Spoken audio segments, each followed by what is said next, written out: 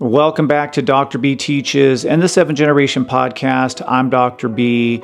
Thank you for joining me for what may be one of the most important episodes I've ever produced. Today we're shining a spotlight on a crisis that affects Indigenous communities across the United States and Canada, even south of the border, a crisis that is not only misunderstood but underreported. I'm referring to the missing and murdered Indigenous women's and relatives issue. Far too often, these horrific stories go unheard, lost within complicated jurisdictional issues, widespread misinformation, and systemic neglect. In this episode, I had the honor of being able to speak with a former student of mine, Natalie Deanda.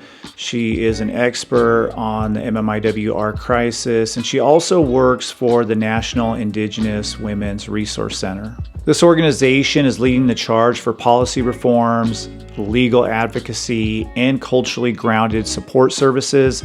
They also bring a wealth of knowledge about the MMIW crisis, along with practical steps each of us can take to make a difference in our communities. Over the next hour or so, we're going to delve into the roots of the MMIWR crisis. We'll talk about the significance of the red handprint that you see at MMIW rallies and on social media. And we're also going to talk about how we can support our Indigenous sisters, our Indigenous relatives, and the families that have been so deeply affected by this horrible situation of Indigenous women and relatives facing the systemic violence that has literally taken place over the last 500 years. I truly do believe that this conversation has the power to spark meaningful change. So whether you are a first-time listener or you've been with us since the beginning, I encourage you to listen closely, to share the information that you've learned, and of course, join the movement for healing and justice for all MMIW victims and families. Now let's get started. How we doing? This is Dr. B. Welcome back to Dr. B Teaches. I have a great episode for you today. I have a former student and friend of mine, Natalie Deanda, who is joining the show, and I'm really excited to have you here today. Just want to give you an opportunity to introduce yourself before we get started.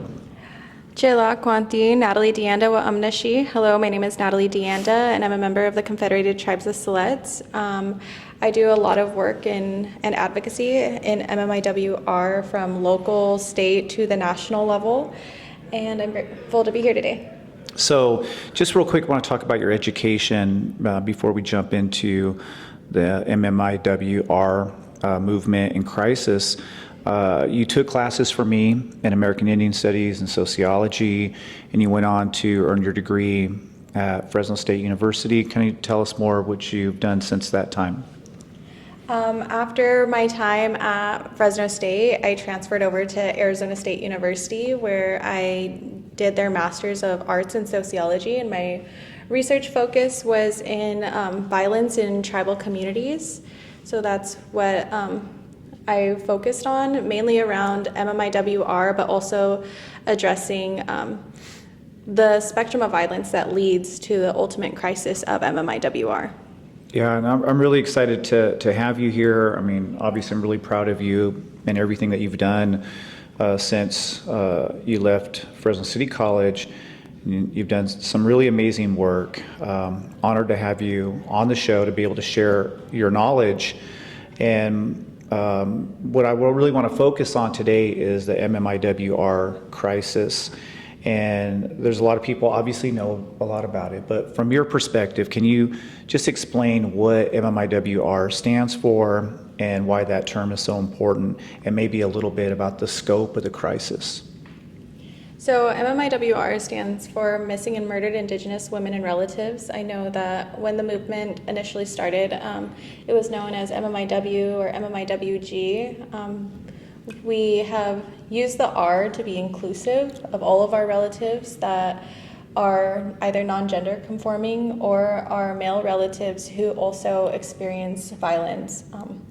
We know that this crisis is a spectrum of violence, not just limited to being missing or murdered. It is a spectrum of violence that is from intimate partner violence, domestic violence, sexual assault, sexual harassment, child abuse, child neglect, that ultimately leads to this very prevalent and sad crisis that is being experienced in Indian country.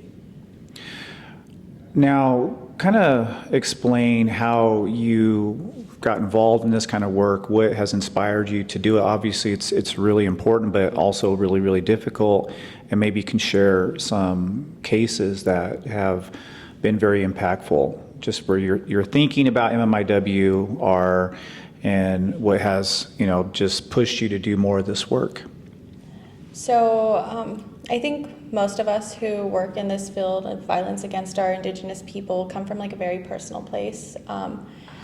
I come from generations of women who have experienced high rates of violence that have impacted the way that they see the world, to the way that they mother, to the way that they've just experienced life, and it motivated me to want to understand more about the strength and resilience that I come from, but how moving forward from me that we can attempt to make impactful change where the women that come after me no longer experience these levels of violence.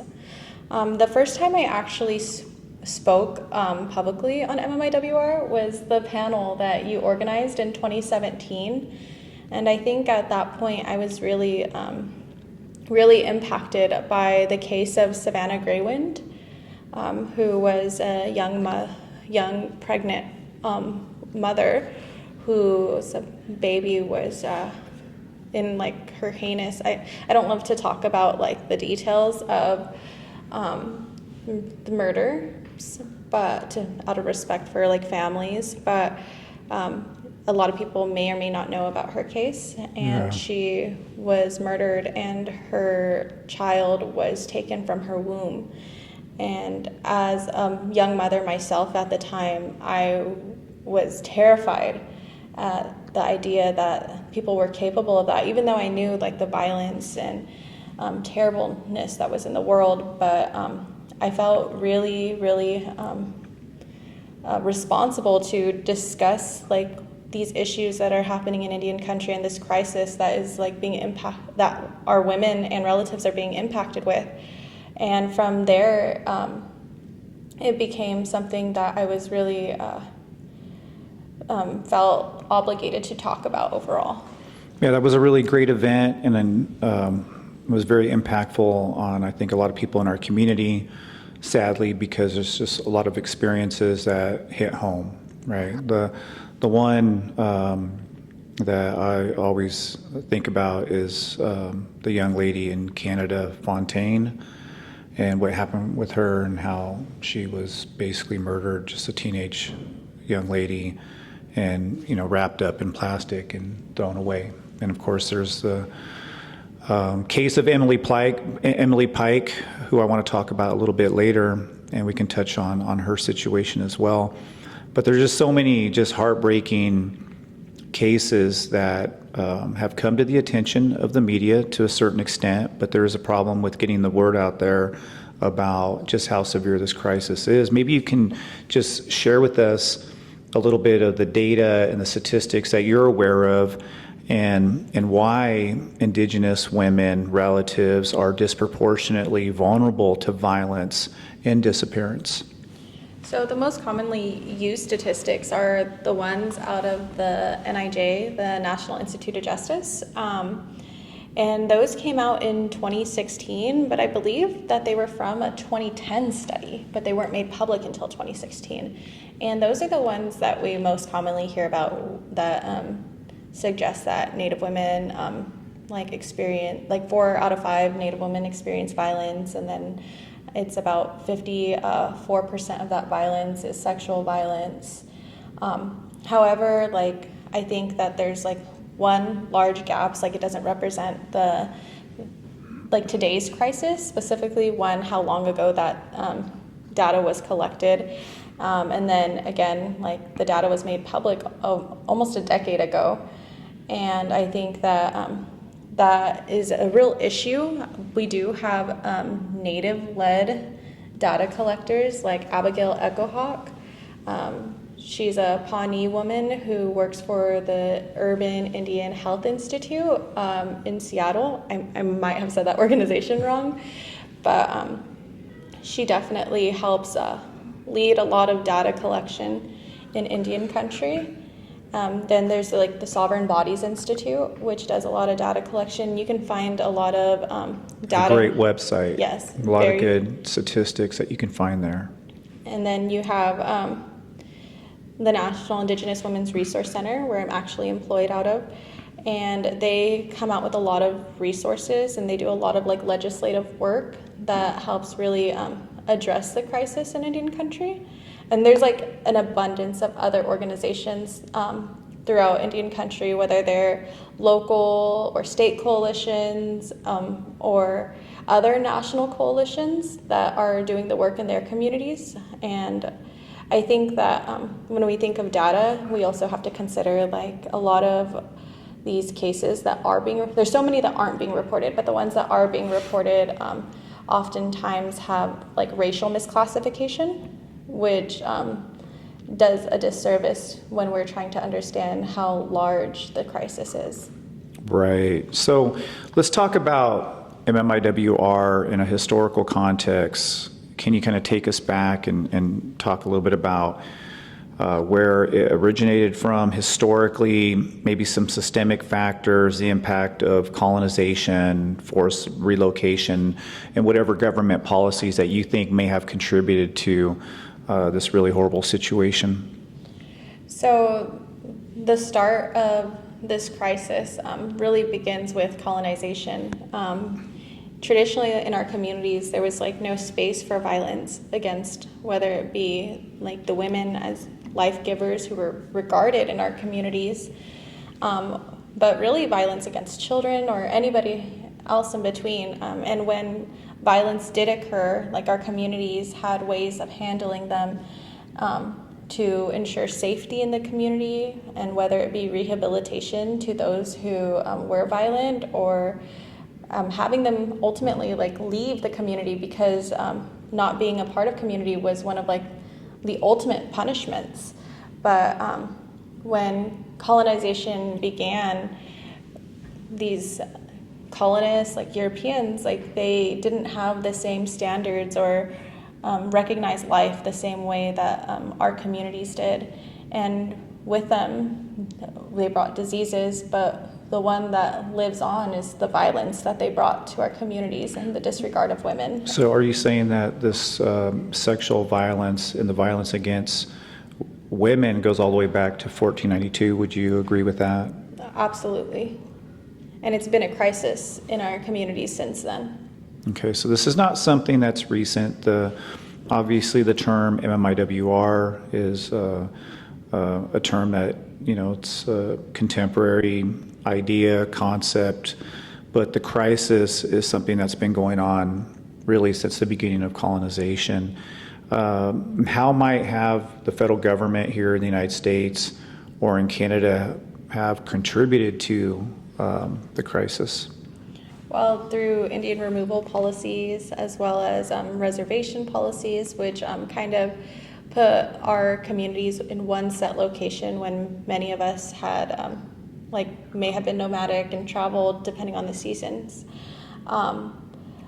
With that, while I can't speak to Canada because I'm not as educated on like their legislation and policies that have happened over the years, I think that contemporarily one of our biggest contributors that skyrocketed the crisis was really the Indian boarding school or residential school policy that removed children who are vulnerable and that we care for and put them into government church-ran schools. And the levels of violence that happened within the schools, as we know today, the Every Child Matters movement has brought light to quite literally how many children were murdered and died in those Indian boarding schools.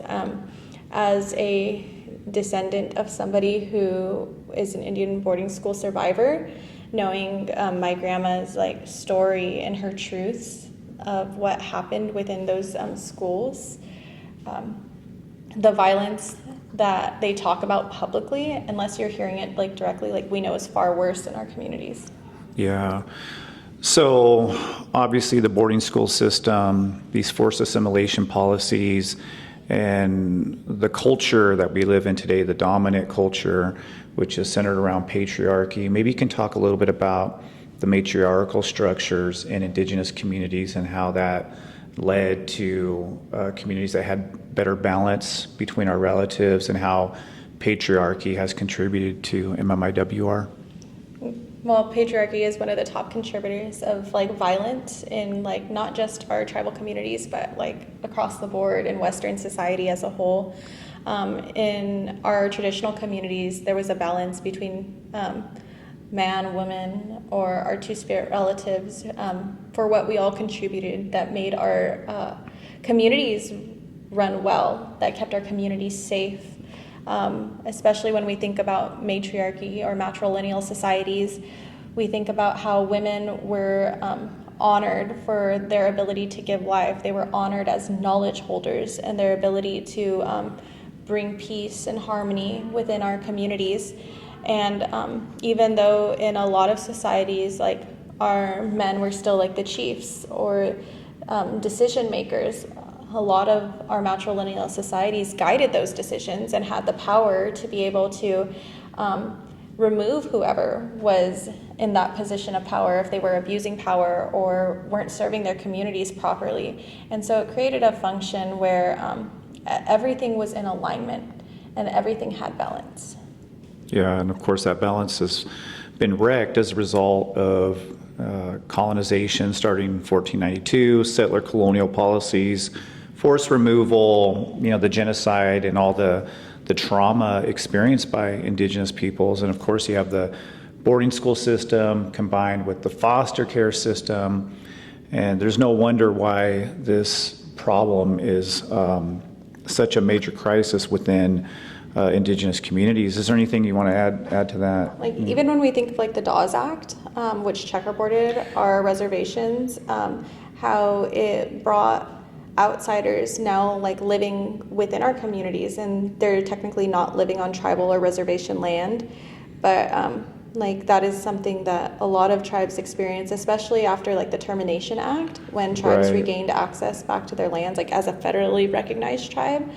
At that point, like their lands were no longer protected. It was a free-for-all for whoever can buy the land or move onto it. Yeah, and the whole very point of the Dawes Act was to acquire more Indigenous land, and at the same time break up the communal aspects of Indigenous culture.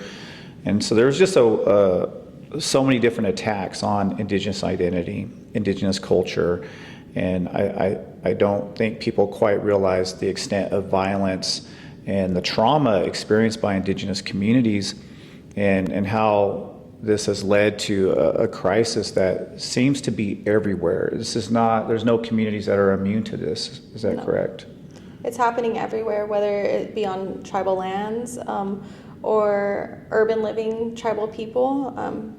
Violence against Indigenous women is happening everywhere, everywhere around the globe, but specifically, like we're discussing here in the United States, and nobody's immune to it, unfortunately. Yeah. So let's talk a little bit about jurisdictional complications and social stigmas regarding Indigenous peoples or stereotypes. We'll start with the jurisdictional issues that you see contributing to the crisis, and even some of the stigmas and the stereotypes attached to Indigenous people in general, and how that is also contributing to the crisis. Yeah, like when we think about jurisdiction, we can think about like cases like Oliphant versus Suquamish, or Castro Huerta versus Oklahoma. I could be wrong, but I refer to it as Castro Huerta. But we have all these issues where tribes are fighting for their inherent sovereign right to like prosecute on their tribal lands. Right. So when we have the federal government limiting tribal sovereignty, which our sovereignty goes back far before any treaty has ever been signed, or far before the creation of the United States federal government. We were self-governing bodies with the right and also the ability to prosecute or handle how we see fit.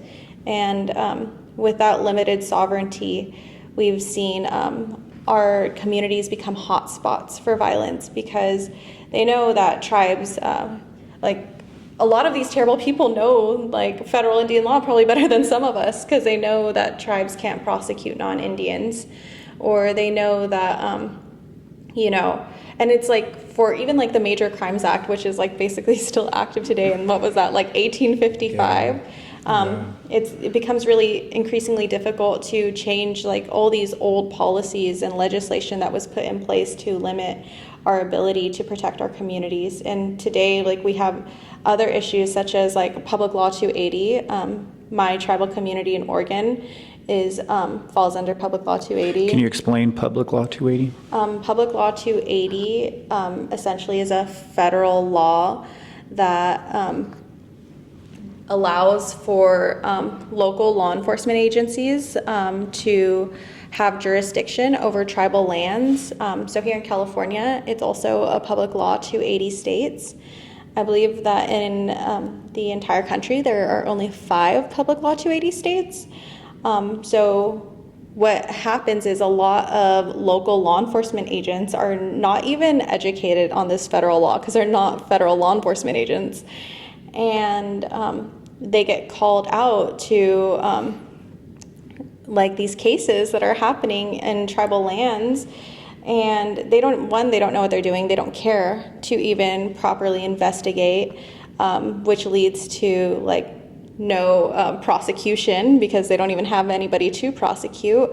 Then you have like tribal So land. do you think in a lot of these Public Law 280 states that you just have uneducated people who are trying to handle these cases, and maybe there's even probably a little bit of racism? Oh, absolutely. And discrimination, just because the people involved, the victims, are Native. Oh, 100%. Like you have these county sheriffs, like here and where we live in, there's county sheriffs that report to like cases on tribal lands, and not just for MMIWR, but for anything. Like when you call 911, you call the sheriffs. They have really stigmatized, everywhere, tribal people with like, oh, it's another drunk call, or oh, it's just another case of domestic violence, which often gets super downplayed.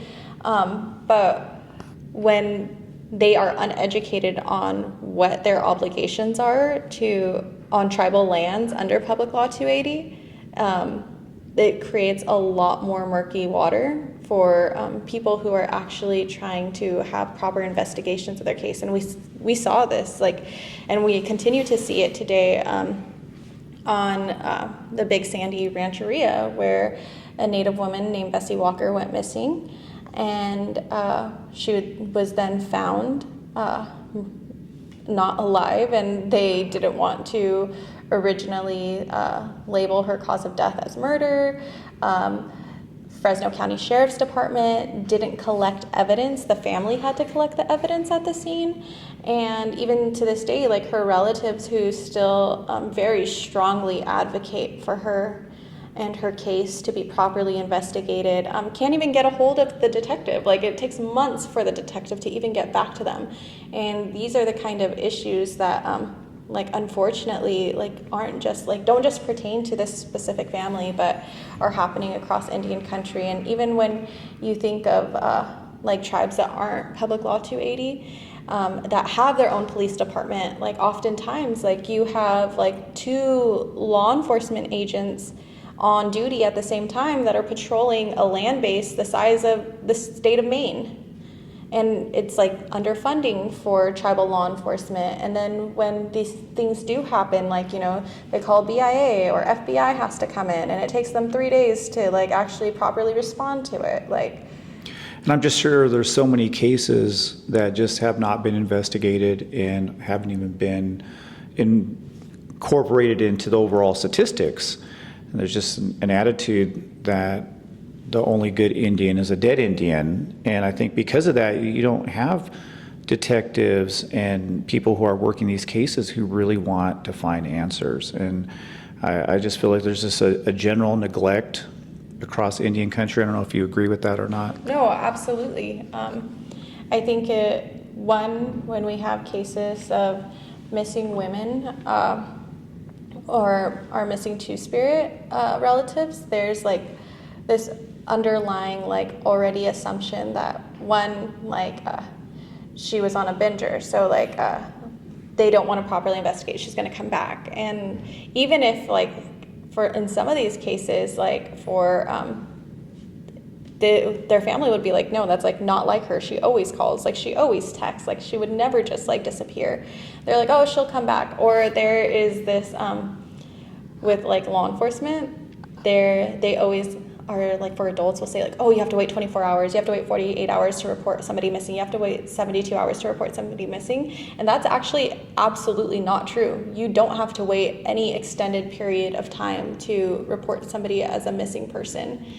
And like all these stigmas, whether it be around like substance use disorder or a lot of our relatives are discredited, one, for being in active addiction, or they're discredited as victims for being in the line of sex work. It doesn't matter if somebody is in a particularly vulnerable state. That should mean that we should move quickly in trying to locate them. And you could make an argument that because of settler colonial policies, because of this history of colonization, that Indigenous communities have been placed in a vulnerable state. Absolutely. And it's almost as if, at least this is what I see, is that as if Indigenous people are blamed for their circumstances. Oh, absolutely, without a doubt. I think that, like, and this is just like speaking from like personal experience with my own relatives. Like, I've seen relatives be discredited as victims, even though they were trafficking victims, and being charged with solicitation of sex, despite being held captive for 2 years.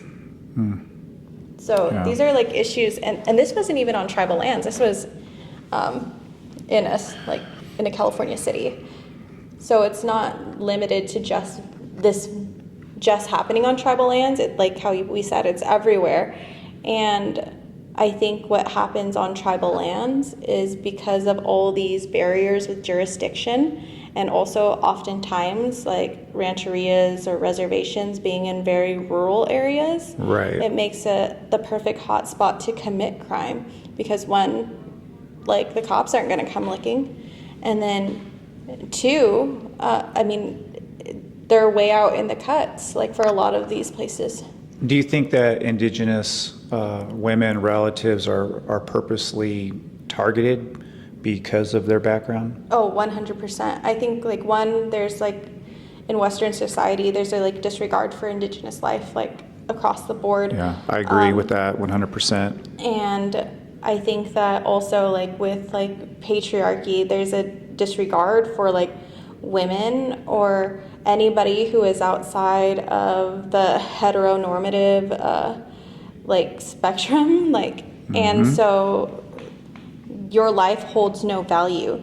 So, I mean, people are more commonly prosecuted for committing crimes against animals than committing crimes against Indigenous women and relatives.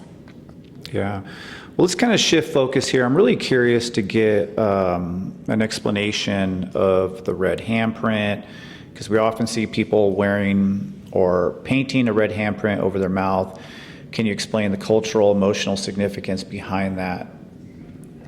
So the red handprint has really become a symbol for the MMIWR movement. The handprint itself is often over the mouth, and it's symbolic for the way that Indigenous people's stories, voices, have been silenced, whether it be through lack of prosecutions or overall like federal declinations of cases, but also in society. Not only have our cases been silenced in terms of like trying to prosecute, but like there's so many people that walk around like around us who've never heard of the crisis, that don't know the names of these relatives who have gone missing. And I think that it's really symbolic for like just being silenced overall.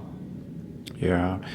So I know there is a controversy that I've seen. I know that some people are cool with the red handprint being used by non-natives. I just want to get your view on that. For non-native individuals who want to show support, is it okay to use the red handprint? And do you feel like that's maybe a little bit too performative, or is that a type of cultural appropriation? I know there isn't some agreement on it. I just want to get your take. I think that I'm going to be really neutral in that response, but I think that what is most important for non-native allies is to, one, be aware of the community that you're in. If you have a question, like, you need to go into community and, one, be respectful and ask permission. Like, ask how that specific community needs your allyship. And I like that a lot. To not take offense when, like, on whatever guidance that you're given, because while we do want allyship and we do want support in the movement, that like this is a movement led by and for Indigenous people, and the community you're in might be the decision maker. Like, one community might not agree, but being respectful and understanding the community that you're in is what the real support is. Agreed. And I just feel like just allowing the community to take the lead, that's just so important. And being a good ally, I feel like it's kind of easy. Just offer support where support is needed and where you're asked to support. And if you're doing something that is performative or isn't necessarily contributing to the community that you live in, you may want to question whether or not that's appropriate or not. I think it's pretty basic, pretty simple. It's like I would never go into somebody else's community and trying to dictate like the needs of their community. Like, even as a Native person, like, I don't live on like my tribal lands, and so I'm a guest on the lands that I do live on. And getting permission from the community that I live in before I like say something, before I like, you know, whether I'm like speaking at an event or just ensuring that like I'm under like their guidance on the needs of their community. But also like, I think when we think of allyship, a lot of our Native men have like voiced feeling pushed out of the movement. And like men in general, like they don't know how to support the movement. Yeah, how do you feel about that? I mean, as someone who's done content on MMIWR, I have felt at times like I maybe need to just take a back seat. And I've had people encourage me to do more. Then I've had some people say, well, you know, men need to just sit and listen. How do you feel about Native men speaking about the issue or being involved in it? Because I do tend to feel like this is something where I feel like women and the families need to be out front doing the talking. Oh, 100%. I think that oftentimes that like, you know, there's a time and place for all of us, and like where we speak and how we speak. I think that it's so important to have Native men in this movement, and not as allies, but like as part of us, like as part of the movement, like traditionally, like as our like providers and protectors. Right. And having our Native men like also reclaim their position as our protectors, I think is really, really powerful, as well as also like understanding that like they do have a place and they do have a voice. And whether that voice should be first led by a Native like woman, I mean, is subjective. But I would like to like elevate that, like it's really powerful to see Native men speak on the issues, because like they have like relatives who are also subjected to like this level of violence. Yeah, well, I think of Eileen Morton Robinson. She's Love her. She's love her. from Australia. Yeah. She wrote a book called Talking Up to the White Woman. It's an amazing book. Got to check it out if you are listening to this. Foundational. I read this book however many years ago. I picked it up when I was in New Zealand, and I started reading it on the airplane. I could not put this book down. And, she really does make it a point to say that the impact of colonialism has affected Indigenous communities across the board, and you can't separate what's happening to our Indigenous women, Two-Spirited or whatever, from what's happening to Indigenous men. That the violence, the trauma that's being shared across our communities, and that it's just not isolated for, say, one group within Indigenous communities. And that was very, very profound for me. I don't know if you want to add something to that. No, definitely. And like the way that she also kind of dissected a lot of the feminist movements that powerful, that really pushed out women of color, and not just Indigenous women, but all women of color, and kind of how we reclaim like our positions as like matriarchs, like in our communities. I know that like in other places of the world or other Indigenous people might like define that differently, but like I know here we commonly use the word like matriarch or matrilineal societies, but like kind of that we were always empowered as Indigenous people, and it's colonialism that like took that power away, that like our men traditionally did empower us, and it was like really, really it was just really impactful. Go read the book. Yeah, the book is amazing. Big shout out to Dr. Eileen Morton Robinson, because her thoughts were had such a major impact on my thinking, and I have thought about her book and her ideas over the years, and just very impactful. So let's kind of get back to this thing with Indigenous men as protectors, and I just want to share my thoughts about, say, my motorcycle club. For those of you who've been following me know that I am a member of the Pacific Savages Motorcycle Club, and we have the Savages MC. And we were out in a community not that long ago, and we went to an event, and we ran into some friends, and they were Native women, and they were leaving, and we had somebody walk them out to their car just to make sure they got there safely.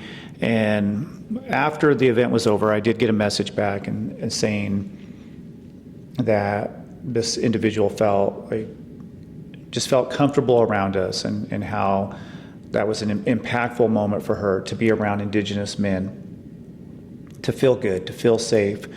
And the fact that, we were willing to have somebody just walk with them to the car, because it was a group of ladies. It was during the daytime. There wasn't any immediate danger that, we could see at the time. It was just as a courtesy.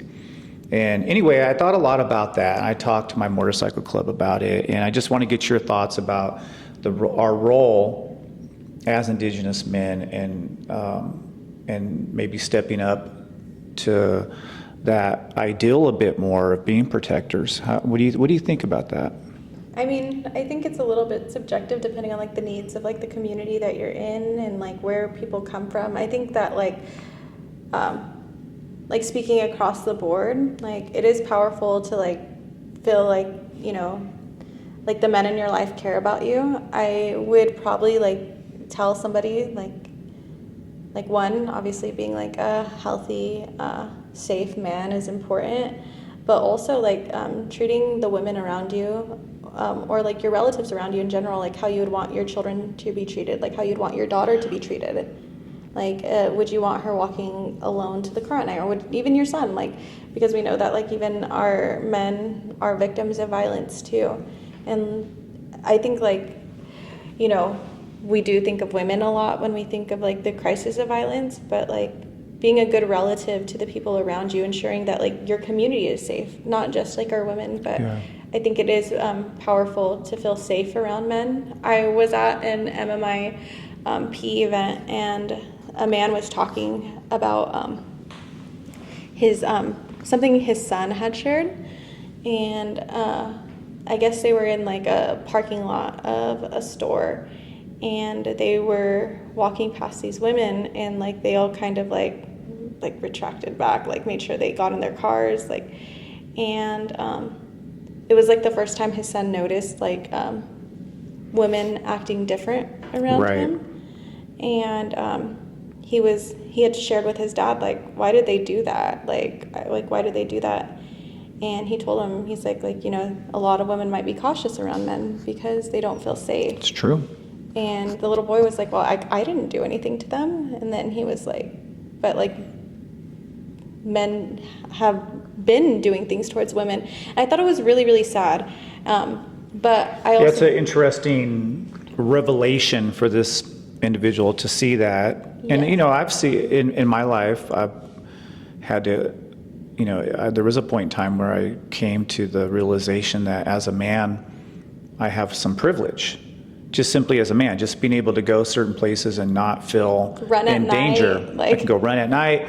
The parking lot is a safe space for me. I don't have to worry about if I go to the parking lot out here. Don't get me wrong, I'm always, you know, watching my surroundings, but I don't worry about these things all that much. And I know that women think about this every single day. Yeah, absolutely. And I think like as a mother of two sons, really wanting to like empower my sons to, one, be like safe and healthy for themselves, but also like how do they use their privilege as men to keep their community safer, like keep their sisters safer, like keep like any of the vulnerable people in their life safer, even though when we think of this crisis, like even our Native men are vulnerable, like here in the state of California, like I was recently at an MMIP conference down on the Paula Indian Reservation, and it was hosted by the Yurok tribe, and it was so powerful to see so many male leaders talk about what they do in their communities to keep their community safe. And one was a Yurok tribal leader. Oh my goodness, I was so impacted by him and his story. He shared that can you share his daughter was a victim of MMIP or MMIWR, but a victim of violence, and she was murdered. And his community really kept his family together, like at that point, caring for them, like doing like their due diligence to ensure that their relative was nurtured during this very, very painful and difficult time in their lives. And he shared that, like, he was like, how do I repay my community for like making me whole again after losing a child? Wow. And the way he chose to repay his community was by becoming a tribal leader and being like essentially like a servant like to his community, representing them, like, and being a voice for them in like these political spaces. And I thought that was so powerful, like to see an amazing tribal leader to like share their story, and also see like all the progress that the Yurok tribe is making in their endeavors to address this crisis. There's a lot of violence against Native people in Northern California. Like in Humboldt County and Shasta County, it is out of control over there. I mean, it's out of control everywhere, but I mean, there are definitely some hot racism. spots, Yeah.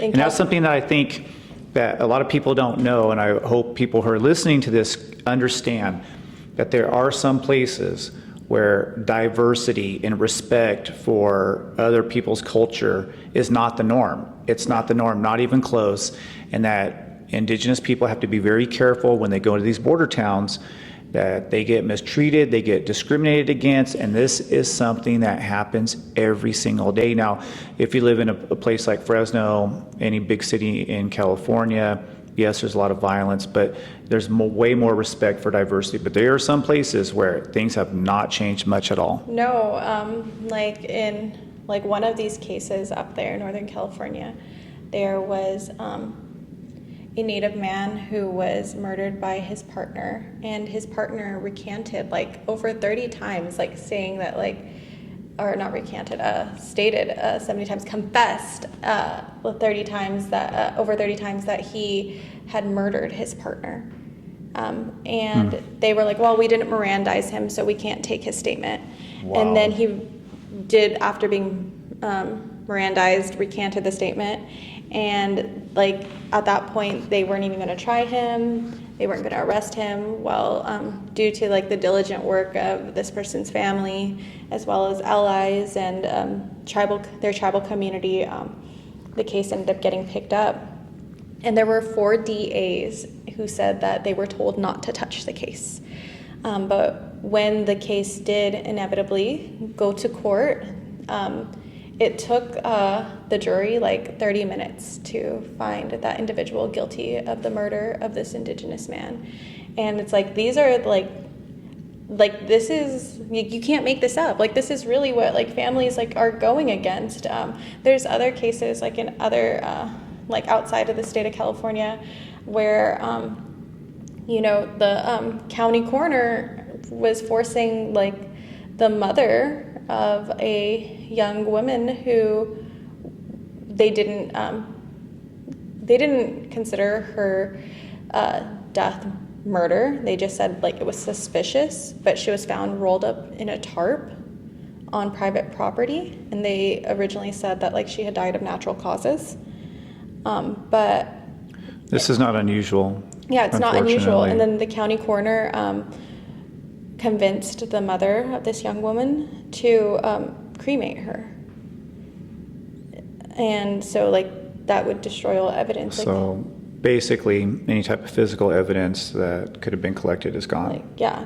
And so like you have like people in positions of power that are like choosing not to prosecute, or they're steering families who are grieving and in like emotional crisis themselves in the wrong direction and preying on like their vulnerability. And it's actually like just quite disgusting, but it's also detrimental to investigating these cases properly, as well as detrimental to like the justice that could potentially be brought forth in like honor of these relatives' like lives. Yeah. Let's talk a little bit more about the lived experiences of Indigenous people and how the crisis affects families and the communities that the victims belong to, whether it be just on a day-to-day basis or just knowing that a loved one has gone missing, and just how traumatic that is for these communities. I think like, depending on like the information that like the families even have or the resources they have can be completely different. Every family has like their own individual experience, but there's an underlying, like the baseline is that they are experiencing some level of trauma as a result of this experience. You have children who are growing up without their parents. You have parents who have had to like lay to rest like their children. And then you have people like relatives, like their loved ones, who don't even have answers. They don't have the closure of even getting to lay their loved one to rest. There was a woman who went missing in the 80s out of Washington State, and her relative has spent like her whole life like searching for her, and it was like she has dedicated quite literally her entire life to bringing justice to her sister. And it wasn't until just a couple years ago that part of her sister's remains were identified through NamUs, which is a database that collects DNA, and with the hopes of like locating missing people. And it was only, again, part of the remains. But you have like these families who like don't have answers, and so like they lose sleep wondering like, where is this person, who, or if they do have some answers, like who did this? And then you have like, I think at the end of the day, it's like the intergenerational trauma that comes as like a result of it. Not only do our relatives who are currently experiencing the level of trauma from what their loved one has experienced, or the answers, or what they don't know their loved one has experienced, and then learning to grieve and cope and continue their lives.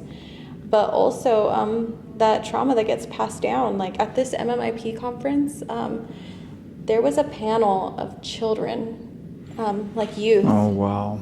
Who spoke of their experiences of their loved one being murdered or gone missing. And you had like youth who talked about like their mothers, like they never knew their mom, or their mom went missing when they were very little. You had some that talked about like siblings, and how like the hardest part is not having the answers. And like one of these young girls shared about how her experience is like she didn't have like her mother to teach her how to be a woman, to be a Native woman, but she did also share that she was so grateful for her aunties who stepped in those spaces for her, but obviously that would never like fulfill like what it is to have your mother in those spaces. And it was the first time I had ever heard children like or youth talk about the impact that having a missing or murdered loved one has on them. And I mean, it was heart-wrenching to hear. It was difficult to hear, and I think that a lot of the times people, it makes them uncomfortable, so they choose not to listen, or they choose to like turn the blind eye. And I think like that is a perfect testament. Like, yeah, it might be uncomfortable to sit here and listen, but can you imagine how uncomfortable it is for those who have to go through this and experience? Absolutely. I mean, it's incredibly tragic, obviously, but the trauma that stays with people, it lasts forever. It changes your DNA. Like, I mean, science proves that trauma has the ability to change somebody's DNA, and that means like the generations like who come after you's DNA has been altered as a result of this experience. Yeah, and maybe you can talk a little bit about the effects of that type of trauma in terms of the high suicide rates, alcohol and drug addiction, and maybe some of the consequences of that. Yeah, I think like it's true. I mean, there's definitely a connection, right? There's a connection between the high levels of like trauma experienced and like the high incarceration rates, high suicide rates, low depression, academic performance rates, low academic performance. Yeah, think about that. There's just so many mental health crisis in Indian country. And there's so many negative consequences that come as a result of experiencing trauma. But when we think of like this crisis specifically, because there's so many things, like those are also the key contributors that keep this cycle going. Like, and I think that when we think of prevention, we have to like understand that MMIWR or the MMIP crisis is the end result of the crisis of violence and trauma being experienced. There is a whole like cycle that is happening like before. So would you say there's a point. direct line between, say, the policies of settler colonialism, the whole entire history of colonization from the beginning, starting in 1492, and all these issues that we just talked about, like, you know, alcohol and drug dependency, high suicide rates, depression, the foster care system, this attempt to eradicate Indigenous culture, all of that leads up to the end result, which is the MMIW crisis, the high murder rates of Indigenous peoples. Yes, absolutely. I think that, you know, there's a lack of resources in Indian country, and even just across the board, and being able to access healthcare, which would also help you identify and address the issues regarding like substance use disorder, as well as like any mental health crisis, or to properly care for one's mental health. Like there's not even resources like to prioritize wellness in Western society. I mean, it's something we're trying to develop to be able to be healthier individuals, but also these things not being acknowledged as like part of our healthcare system. I mean, that system by itself is broken, or not even broken. It is functioning exactly how it was designed to function, which is to not serve people. But in our communities, like it's something that's broken, because that isn't how we cared for our people traditionally. we did care for their wellness and their mental health and wanted them to feel like whole people to be able to properly function in community. And those are like issues that like we see as a direct result of colonization. Then we have these policies like the foster care system, which you know, it's a hit and miss. You do have like some resource parents and homes that like are genuine and want to care for children and want to support them during a very difficult time of being separated by family. But that isn't always the case. You have people who prey upon the system to gain access to children, and then it leaves children particularly vulnerable. And you know, we have ICWA to try and combat this system, but the federal government's always trying to dismantle ICWA. And then you have like the other issue with there's not enough ICWA families. That's right. Yeah. And there's obviously just not, I think, enough information to go around just the general community to understand just how problematic these situations are. And I think that just leads to just a lot of a lack of empathy, a lack of understanding. I think there's enough. Do you think? I guess you could say of information. I think that maybe there's an issue with disbursement, but I think there's also an issue with people being accepting to That's learn. True. Like even under all this attempt to eradicate anything DEI, like under this administration. That's a good point. Like you have like on the like opposing end, it's like, well, people don't want to imbue Native people as like their own people, like, or any kind of diversity. Well, there's been this dehumanization of Indigenous peoples from the beginning. I mean, going all the way back, and that's why I think you made it clear the MMIW crisis is not something new. Maybe that term is new, but goes all the way back to the beginning of colonization, and because of that dehumanization, I think that, yes, the information is out there, but I say maybe people don't care. No, I would argue. And I hate to say that because I know that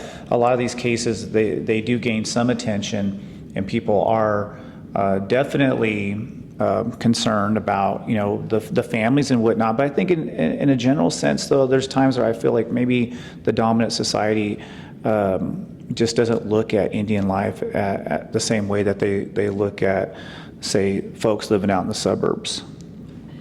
Yeah, I mean, I would agree to that. I even think about like in the case of Bessie Walker, the citizen of the Big Sandy Rancheria of Western Mono Indians, in the way her case was handled, like very neglectfully, without care. And she was an Indigenous woman, a mother of 3, and her life had value, and she was important to the people who loved her and to like the people that cared for her in her community. And at the same time, when she was missing and found, we had the Gabby Petito case. And that gained a lot of national attention, was even being... While she was missing. While Bessie was missing, and was even being... her Gabby Petito's story was elevated even on our local news sources. And nothing was being said about And nothing was, Bessie. like... I mean, like, by community voices, absolutely. Like, right. But by news outlets that could potentially... help elevate her case with its attention, because like media is a tool, it is a resource in this. And not that Gabby Petito didn't deserve justice or to be found, and her like family also like deserves like attention for her case. Like, it's not to say that, you know, white women don't need to be found when missing, but it's just not equal. Like, there's no equity in it. Like, the same care that they had for that case was not transferred over to an Indigenous woman who was at the same time actively missing. And even in like our community, like not Native community, but like the larger community that we live in, like I saw people like sharing the Gabby Petito case, and like while simultaneously like Native community was sharing Bessie's case. Like, like she needs to be located too, and this is something that is local that you could take action on right now, like, and that it wasn't met with the same urgency or regard. Well, that's one of the things that, let's talk a little bit, let's kind of shift gears, and this will all be connected, I guess, to what happened with Emily Pike, San Carlos Apache. And, she ended up in the system, and she's a 14-year-old young lady, San Carlos Apache, found unalived and her body dismembered. And she was murdered in the worst way, absolute worst way. But she'd been missing for 3 weeks, and there was no big, huge to-do about her. And the only reason why, this is my view, and maybe I'm wrong, but the reason why there is some media attention, it's not even national, but local, and even within, I guess, the Native community on social media, it's getting a lot of attention, but nobody cared that she was missing for 3 weeks. And there was nothing being said about her case. And I just get this feeling that Native life isn't all that important. I mean, to larger society, the disregard is apparent. People can try and argue it, but there's nothing really to argue. Yeah. In the case of this child, I think there wasn't even urgency in the fact that she was a minor that was missing. And I think with a lot of missing cases of Native minors, they might not get they're on a bender kind of excuse from law enforcement, but right. What they get is they're at risk, they're a runaway, and they're gonna come back, and I think they get that label. And even if to an extent I'm not saying in the case of Emily Pike, but in other cases, even if that there is truth to that, that would mean that there's an at-risk youth that is unable to be located, which and is in danger in itself should be urgent of potentially being a victim, being victimized. You would think that would get the more attention. But that goes back on to the victimization of Native peoples is not urgent in mainstream society. Yeah. And so to consider it urgent would mean that there is some care or regard for life, which I would disagree that the mainstream Western society has. Yeah, and I've been to the community before, and I've been around the border towns in that area, and there is just a lot of prejudice, just a lot of straight up racism, unfortunately, and I feel as though more needs to be done on a national level when it comes to our federal government, and maybe you can kind of speak to that. Is there anything positive, federal legislation or policy changes? I know you work in this field. This is something that you do every single day, and maybe you kind of help us understand where the problems are, maybe some positive things that are changing, and how far do we need to go to really start to address this crisis in a real way? I think that there is definitely a lot of legislation out there that is its goal is to address this crisis, and there are people across Indian country who are working diligently on legislative and policy change, and also implementing new legislature and policy to address the crisis. I think that there are baby steps to getting things passed in Congress, unfortunately, because they don't view the crisis as urgent as we do. But there are people who are actively working. You have cases where the Crime Victims Fund has a specific tribal set aside, and it might not be much, and of course we want more, and the goal is to maybe ask for more one day, but there is the tribal set aside that is out of the Crime Victims Fund specifically for tribal communities to access. And then you have tribal amendments in the Violence Against Women's Act. Tribes have the ability to fully implement VAWA. I think the barrier in that is it's costly. And not all tribes have the ability to spend that money to fully implement VAWA on their tribal lands. And that is more not Public Law 280 tribal lands. You have other bills that have come across the floor, like you had the Not Invisible Act, which out of that came the Not Invisible Act Commission, which took testimony and policy recommendations from families. And those policy recommendations were made specifically to the DOI, the Department of Interior, and the Department of Justice. And then you also have Savannah's Act, which is all to address this crisis. And there are so many more, whether it's policy, state policy and legislation that have come into play. Like here in California, we have the Feather Alert, which is to alert CHP on active missing persons cases, similar to the Amber Alert. Right. And in California, they're also attempting to pass additional policy and legislation. In California, I think also something that should be celebrated, and I use that term so loosely, but it's definitely a win in progress to address this, which is I believe it was the Yurok tribe has the first MMIP investigator in the state of California, and they also have been able to through as their own tribal nation create different responses to missing persons cases. They have search teams that go out and this is, and I am seeing other tribes in Northern California also take the same measures. They have a search person who is using drones. And to fly, because it's very foresty up in Northern California. Right. And they have heat sensors, and they can do underwater drones and to see if there's so those are things that are happening. Of course, Indian country is leading the way in being able to address this. It's because of the diligent work of Native policymakers and legislators and tribal leaders that change is even being enacted. But there's so much progress, and we often run up against the brick wall of the federal government. And at the end of the day, it's really being able to ensure that we make those relationships with people that are in Congress to be able to help us enact this change. Yeah, absolutely.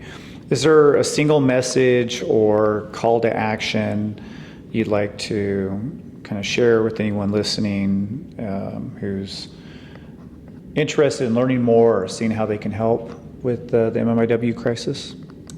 First, educating yourself on the crisis, absolutely the most important thing. You can't help if you don't know what's wrong or what's going on. And there is multiple places to learn of this information. A quick Google search would bring up resources and information.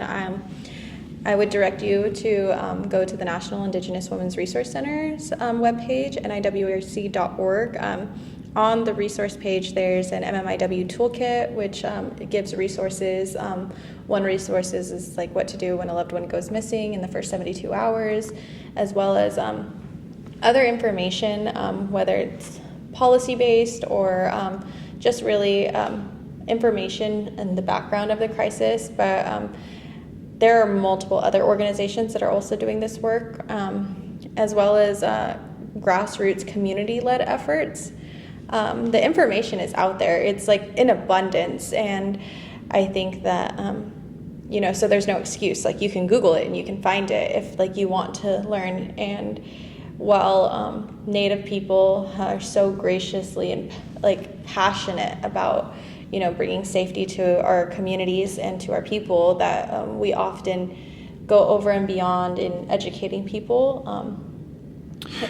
There's somebody in your community who is willing to come out and talk, who's willing to come out and share. But you have to do put in the effort, meet people where they're at to be able to also receive that education. It won't always fall in your lap or come to you, even though, but if you ask for it, it will come. And I think starting with just educating yourself, seeing where you fit into the movement, if you're a non-Native ally, asking the people in your community how you can help.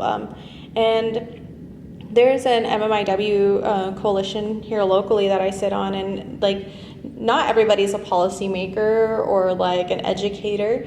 Like, everybody comes from such different walks of life, but like they contribute to the movement in such an impactful way. Like, you have like somebody who like just knows how to like is like an underwater diver, and they are familiar and they're willing to lend like their expertise and the resources that they have to be able to do that, and like in the need of a search party. And then you have like some people who are forensic anthropologists who are on initiatives that are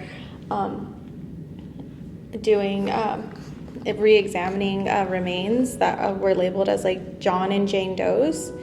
And in Madera County, there was a Native woman who had been missing since like the 80s that was identified by this forensic anthropologist. And she was in an unmarked grave or a Jane Doe marked grave in Madera County. Did they exhume her body just to do some testing? And they were exhuming all these different John and Jane Does, and they were able to identify her and be able to return her back to her community and to her family.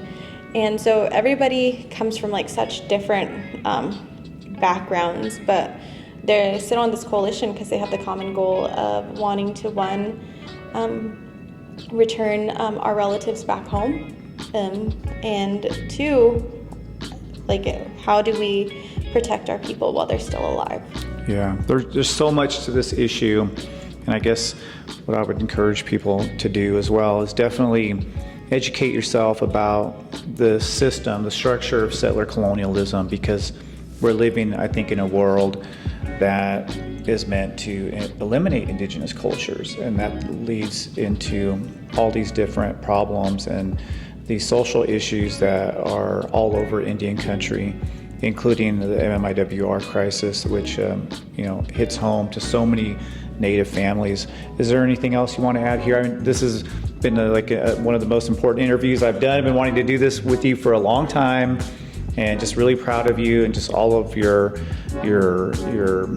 academic achievements and the things that you've been doing in the community. It's just really incredible to see, but just love to give you the last word. I'd like to share a quote by Tilly Black Bear, who was a trailblazer in the movement of ending violence against Native women, and very simple and straightforward, and it's that our women are to be respected even in thought, and that's where it starts. I love that. Thank you so much. I appreciate it. And maybe there's so many different topics I would love to pick your brain on, but this one right here is a great place to start. All right, y'all, you're listening to the 7th Generation podcast and Dr. B Teaches. Check out my YouTube channel. Is there any place that people can find you that you want to share? If they want to reach out and ask you questions about MMIWR, maybe you can share a little bit about how people can get in touch with you. Yeah, you can follow me on Instagram. It's very basic. It's Natalie, Natalie, Deanda, Deanda. So it's just my name on Instagram, but Shuashinilan, thank you for having me. Absolutely. All right, y'all. Till next time, this is Dr. B. Don't forget to subscribe to Dr. B Teaches, my YouTube channel, and you can also check me out on Instagram as well, 7th Gen Podcast. Until next time, later.